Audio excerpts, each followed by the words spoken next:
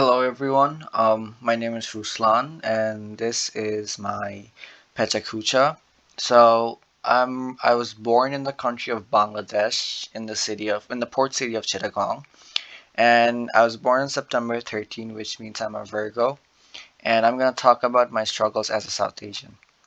So growing up brown, I had to face a lot of stereotypes, and there are a lot of aspects of South Asian culture which I think are toxic, and growing up those aspects really affected me because it really made me insecure about the person who I was.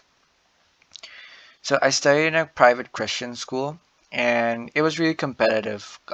Being brown, parents always had high expectations of me, so I always like getting a B was failing for them, so I always had to work hard and always live up to their expectations. So as you can see, this is me as a kid. This is my dad.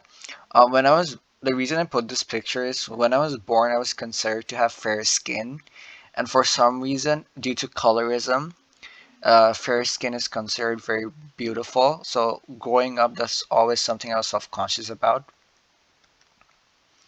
The reason I bring this up is because by the time while I was in middle school, I had very dark skin compared to my younger self, and everyone used to comment, "Oh, you used to be lighter. Oh, you used to had lighter. You had lighter skin before. You should do this. You're dark now."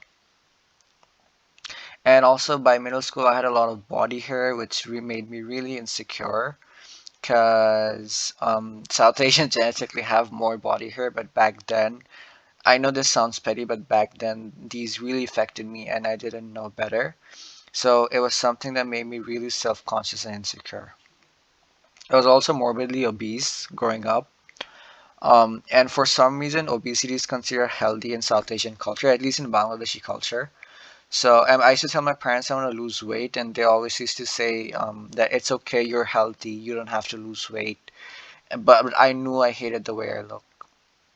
So this is me when I was in middle school. I know this is a funny picture, but like at that time, I really hated myself and how I looked, and it made me really insecure. And I partially blame it on myself, but also how South Asian culture works and South Asian beauty standards, because I feel like it really puts unrealistic expectations. So that really led me to have depression and anxiety, because I really started overthinking these things. Now looking back on it, I know they are kind of petty and they might not be as big, but being a middle schooler back then, these are things I struggle with because that's the type of people I was always surrounded by. And that really led me to really push away the people around me. And I hated going out because I hated the way I looked. And that really made me antisocial. I always struggled with being confident and opening up to people because of the way I looked. And again, it was really hard growing up. And that really affected my grades as well because I was so focused on my looks that I didn't focus on studies as much. And I started skipping school because I didn't want to go out sometimes, and that really affected me. But by the time I graduated, I really found a good group of friends who really accepted me the way I am, and I really worked on myself. I worked out, I lost weight, I wasn't insecure about my skin color as well. Because then I understood colorism and a lot of other things about South Asian culture, which helped me get over them. And after I graduated, I moved to Malaysia, where I started my college life.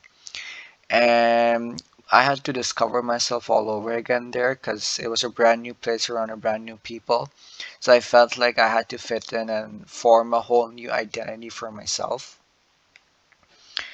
Again, when I started college, South Asian parents, I know it's a joke that they want doctor, lawyers, and engineers, but they never pressured me. But due to being South Asian, I felt like I had to study in STEM, and due to that, I ended up studying engineering. And I know it was okay for me because I always loved math and science. It's something that interested me. But it's a very big decision, and I feel like no one should have to experience like cultural norms which would alter their course of life, if that makes sense. And that really gave me imposter syndrome throughout university because I was struggling uh, in class a lot, and I felt like I wasn't good enough to be in STEM. I just chose STEM because I was brown. And it was really hard because I'm running out of time. Oh yeah, another thing I struggle with in Malaysia is Bangladeshis are looked down upon in Malaysia a lot because Bangladeshis are considered to be labor workers and lower class citizen.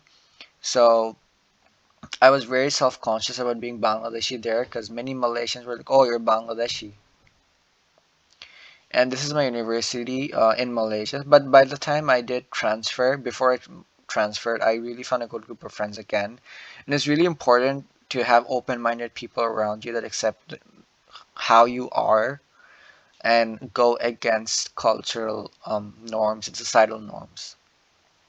And then I transferred to SF State, where I am right now. And it was a whole new journey for me because it was my first time in the United States. And I had to discover my identity all over again. And I didn't know how being brown and being Bangladeshi would affect me in the United States. One thing I really struggle with is that many Americans didn't know what Bangladeshis are. They just thought it's a part of India or I'm Indian. So I really struggle with expressing myself. So, like I was very torn whether I should just carry on with the fact that I'm Indian and or rather explain them that I'm Bangladeshi. And then I was really insecure about my nationality. But now I found a really group of friends who know where I'm from. They're interested to learn about me as well. As you can see, this was us the night before at karaoke. And yeah, so again, my point is it's really important to surround yourself with people who really care about you.